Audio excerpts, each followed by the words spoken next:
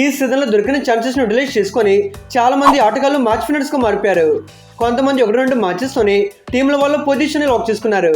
కానీ కొంతమంది ప్లేయర్స్ దగ్గర టాలెంట్ ఉంది, ఫామ్ ఉంది, ఎబిలిటీ ఉంది, ప్రజల్లో పర్ఫామ్ చేసే క్వాలిటీ ఉండి కూడా టీమ్ కాంబినేషన్స్ వల్ల బయట కూర్చోవలసి వస్తుంది. కానీ ఏదో రోజు అవకాశం వస్తే చెత్త కొట్టేసి సూపర్ స్టార్స్ గా మారుతారు. అలాంటి సత్తా ఉన్న ఒక 6 ప్లేయర్స్ గురించి మాట్లాడుకుందాం. ఇలాంటి వీడియోస్ మన ఛానల్లో రెగ్యులర్ గా వస్తూనే ఉంటాయి. మళ్ళీ మీరు మిస్ అవ్వకుండా ఉండాలంటే ఈ సబ్స్క్రైబ్ అయితే కొట్టేసండి. ఇంకా లేట్ చేయకుండా let's get into the matter. Number 6 Aman Rao. Basically మనోడైతే ఒక Telugu player, right handed opening batter. Last option లో రాజస్థాన్ రాయల్స్ 30 లక్షలకు బై చేశారు. అయితే అమన్ వెరీ టాలెంటెడ్ బ్యాటర్. ఎలా అంటే లాస్ట్ విజయ్ హజారే ట్రోఫీలో డబుల్ సెంచరీ స్కోర్ చేసి ఇండియా డొమెస్టిక్ మొత్తాన్ని అతని వైపు చూసేలా చేశాడు. అంతేకాకుండా సయీద్ ముస్తాక్ అలీ ట్రోఫీలో 163 బ్యాటింగ్ స్ట్రైక్ రేట్తో 234 రన్స్ స్కోర్ చేసి హైదరాబాద్ సెమీస్కి రీచ్ అవ్వడంలో క్రూషియల్ రోల్ ప్లే చేశాడు. దీంతో పాటు 143 స్టేట్ ట్రోఫీ అండ్ మిగతా టోర్నమెంట్ మ్యాచెస్లో ఒక మోత ముగించాడు. పర్ఫార్మెన్స్ మీదుగా చూసుకుంటే అమన్ అవుట్ స్టాండింగ్ టచ్లో ఉన్నాడు. అయితే అతను బ్యాటింగ్లో గ్రేట్ థింగ్ ఏంటంటే అదే అగ్రెసివ్ స్ట్రోక్ ప్లే. బాల్ 1 నుండి ప్యూర్ పవర్ హిట్టింగ్ ఆడగలిగే ఎబిలిటీ అమన్లో ఉంది. కాకపోతే ఆల్రెడీ వైభవ్ సూర్యవంశీ అండ్ జైస్వాల్ ఇప్పటికే బౌలర్స్ అందరినీ మూతుకారేస్తున్నారు.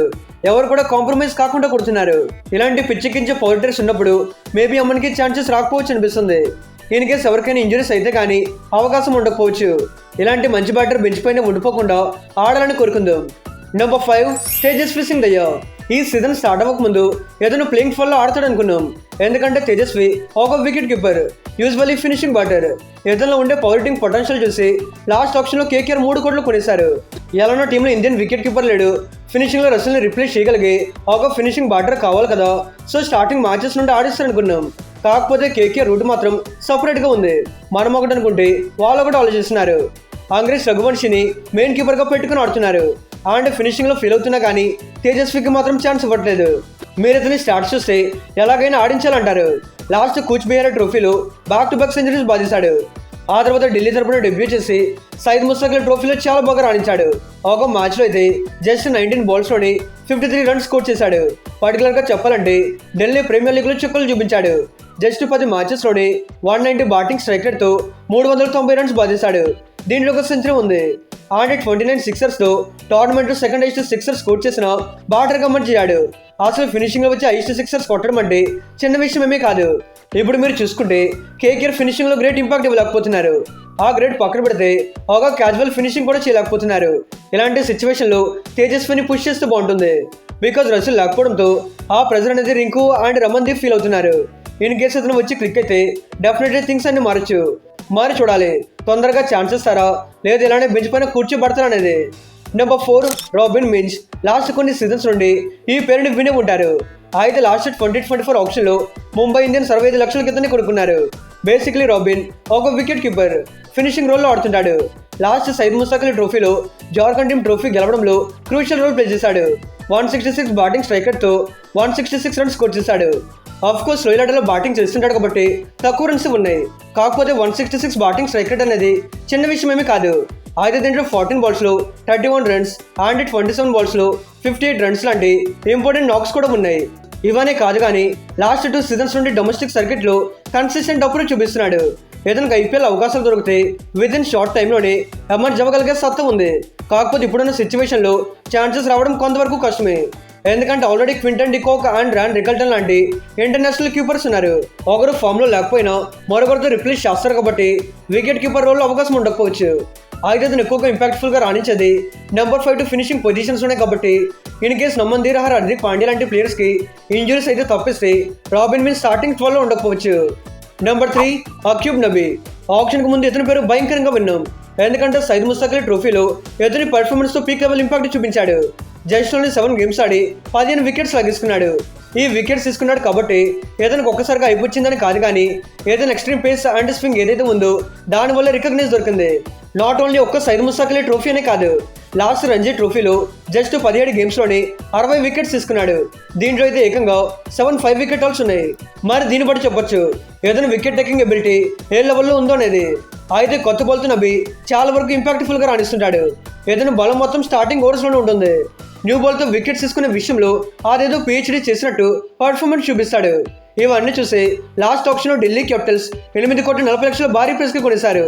అన్ఫార్చునేట్లీ ఇంతవరకు ఇతనికి అవకాశాలు దొరకలేదు. బికాజ్ ఇప్పటికే టీంలో లుంగింగిడి, ముఖేష్ కుమార్ అండ్ టీ నటరాజన్ లాంటి ఇంటర్నేషనల్ పేస్ ఆప్షన్స్ ఉన్నాయి. దట్టు అందరూ బాగా రాణిస్తున్నారు. ఒకవేళ ఎవరైనా ఫెయిల్ అయితే కానీ నబీకి ఆపర్చునిటీస్ రాకపోవచ్చు.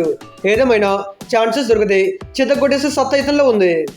Number 2 Jacob Bethell. ఐపీఎల్కు ముందు వరల్డ్ కప్లో ఇతను ఏం చేశాడో మనం చూసాం. ఆల్ ఇంపార్టెంట్ సెమీఫైనల్ మ్యాచ్లో ఇంగ్లాండ్కి ఆశలు చచ్చిపోయిన స్టేజ్లో వచ్చి ఫస్ట్ టైం చూపించాడు. జస్ట్ 48 బాల్స్లోనే సెంచరీ బాధేసి ఇండియన్ బౌలర్స్ అందరికీ వణుకు పుట్టించాడు. అయితే బెథెల్ని 2025 సీజన్ కోసం 2,60,00,000 కొనుక్కున్నారు. కిందసారి ఫిల్సర్స్ అయినప్పుడు కొన్ని ఛాన్సెస్ దొరికాయి. ఎవరైతే దొరికిన ఛాన్సెస్ని ప్రాపర్గా యూటిలైజ్ చేసుకున్నాడు. కాకపోతే ఈ సీజన్లో సినారీ చూస్తుంటే బెథెల్ బెంచ్కి పరిమితం అవుతాడేమో అనిపిస్తుంది. బికాజ్ ఇప్పటికే 4 ఫారినర్స్గా Salt, Tim David, Romario Shepherd and Duffy set అయిపోయారు. మొన్నటి వరకు టిమ్ డేవిడ్ ఆర్ షెఫర్డ్ ఆడకపోతే ఏదైనా తీసుకొద్దాం అనే ఆలోచన అయినా ఉండేది. కాకపోతే రీసెంట్ గేమ్లో డేవిడ్ దరువు చూసాక ఏదైనా తీసే ఆలోచన కూడా రాకపోవచ్చు. అదర్వైజ్ షెఫర్డ్ షేక్ ఆడిస్తున్నాడు. ఈవెన్ డఫీ కూడా వికెట్స్ తీసుకొని కన్సిస్టెంట్గా రాణిస్తున్నాడు. ఆల్సో రీసెంట్గా సాల్ట్ కూడా ఫామ్లోకి వచ్చాడు. మరి ఇలాంటి కాంపిటీషన్ అండ్ కాంబినేషన్ ఉన్నప్పుడు బెథెల్ సైడ్కి వచ్చడం తప్పిస్తే వేరే ఆప్షన్ లేదు. ఇన్ కేస్ ఛాన్స్ దొరికితే మాత్రం జాకోబ్ బౌలర్స్ జాకులు పీకేస్తాడేమో అనిపిస్తుంది. నెంబర్ 1 స్మరణ్ రవిచంద్రన్. లాస్ట్ 2025 నుండి డొమెస్టిక్ క్రికెట్ మొత్తాన్ని దున్నేస్తున్న బాటర్ ఎవరైనా ఉన్నారు అంటే అబ్సల్యూట్లీ అది స్మరణ్ అనే చెప్పుకోవాలి. ఇతని స్టార్ట్స్ చూసాక ఐపీఎల్లో రెగ్యులర్గా ఆడడానికి ట్రూలీ డిజర్వ్ అని మీరే అంటారు. అయితే లాస్ట్ 2025 నుండి 14 రంజీ గేమ్స్ ఆడినాడు. దీంట్లో 86 బ్యాటింగ్ యావరేజ్తో 954 రన్స్ వచ్చేసాడు. దీంట్లో 4 సెంచరీస్ ఉన్నాయి. అండ్ 2024 నుండి చూసుకుంటే 76 బ్యాటింగ్ యావరేజ్తో 1,450కి పైగా రన్స్ వచ్చేసాడు. ఆల్సో మొత్తం మీద 3 డబుల్ సెంచరీస్ ఉన్నాయి. కర్ణాటక లీగ్లో అయితే 145 బ్యాటింగ్ స్ట్రైక్ రేట్తో మోర్ దెన్ 300కి పైగా రన్స్ వచ్చేసాడు. దీంట్లో ఒక సెంచరీ ఉంది. అండ్ విజయ్ హజారే ట్రోఫీలో 72 బ్యాటింగ్ యావరేజ్తో 433 రన్స్ వచ్చేసాడు. ఎక్కడ ఒక సెంచరీ బాధేశాడు. ఓవరాల్గా చెప్పాలంటే నెంబర్ 4 పొజిషన్లో one of the consistent batter in India. ఎప్పటివరకు ఇతను చూపించిన కన్సిస్టెన్సీ కానీ కైండ్ ఆఫ్ అప్రోచ్ కానీ మిగతా ఎవరు కూడా చూపించలేకపోయారు. దట్స్ వై ఈరోజు స్మరణ్ టాప్ బ్యాటర్గా రాణిస్తున్నాడు. ఎంత బాగా రాణిస్తున్నా కానీ ఐపీఎల్ ఆపర్చునిటీస్ మాత్రం అంత ఈజీగా రావట్లేదు. బికాజ్ ఇప్పటికే సన్ రైజర్స్ దగ్గర సాలిడ్ టాప్ 7 ఉంది. అభిషేక్ కానివచ్చు, Travis Head, Ishan Kishan, Klaasen, Nitish Kumar and Aniket ఇలా ప్రతి ఒక్కరు ఇంపార్టెంట్ ఆడగాలి. దాంట్లోనూ ప్రెజెంట్ అందరి ఫామ్ బాగానే ఉంది కాబట్టి ఈ ప్లేయర్ని చేంజ్ చేయాలి అనే థాట్ కూడా లేదు. ఇక్కడ స్మరణ్కి టాలెంట్ ఉంది, కన్సిస్టెన్సీనూ ఉంది, మ్యాచెస్ని గెలిపించే సత్తా కూడా ఉంది. కాకపోతే టీంలో బ్యాటింగ్ స్లాట్స్ లేవు. ఇన్ కేసు ఎవరికైనా ఇంజరీస్ జరిగినా ఆర్ ఇంపాక్టివ్ ప్లేయర్గా కుదిరితే తప్పిస్తే ఎప్పటి అతనికి ఛాన్స్ రాకపోవచ్చు. ఏదేమైనా ఈ సీజన్తో స్మరణ్ ఐపీఎల్కి పరిచయం అవ్వాలని కోరుకుందాం.